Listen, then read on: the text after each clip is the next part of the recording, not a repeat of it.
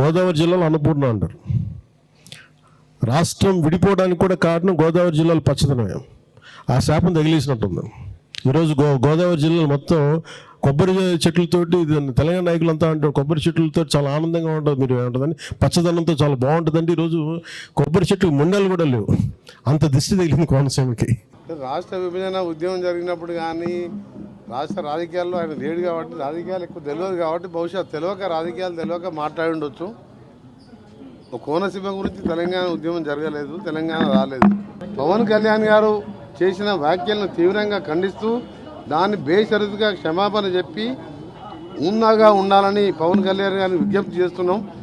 మాకు 40,000 కోట్ల బకాయిలు మిగిలిచిపోయిన కేసీఆర్ ఏం మిగిల్చలేదు. తెలంగాణ 7 లక్షల కోట్ల అప్పులు, 40,000 కోట్ల కాంట్రాక్టర్ల అప్పులు, 9,000 కోట్ల ఉద్యోగుల పిఎఫ్, రిటైర్ అయిన వాళ్ళ పెన్షన్లు కూడా మిగిల్చిపోయిండు. ఇవన్నీ తీర్చుకుంటూ లైన్లో పడుతున్న ఈ సమయంలో మా తెలంగాణని అవమానపరచొద్దని పవన్ కళ్యాణ్ గారు బేషరతుగా క్షమాపణ చెప్పితేనే తెలంగాణ ప్రజలు క్షమిస్తారు. క్షమాపణ చెప్పకపోతే ఎవ్వరు కూడా చిరంజీవి గారికి సంబంధం లేదు. చిరంజీవి ఇదే సూపర్ మ్యాన్, ఆయన ఎప్పుడు కూడా వివాదాలకు దూరంగా ఉంటారు.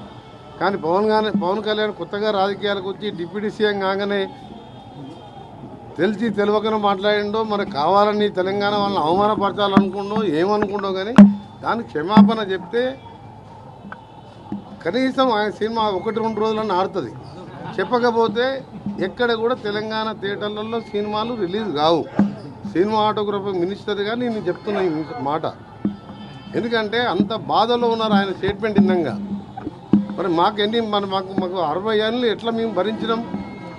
ఎంత ఇప్పుడు వాళ్ళ దిష్టి కాదు, వాళ్ళు చేసిన ద్రోహంతో తెలంగాణ వాళ్ళు ఎంత అన్యాయం అయిపోయినాం.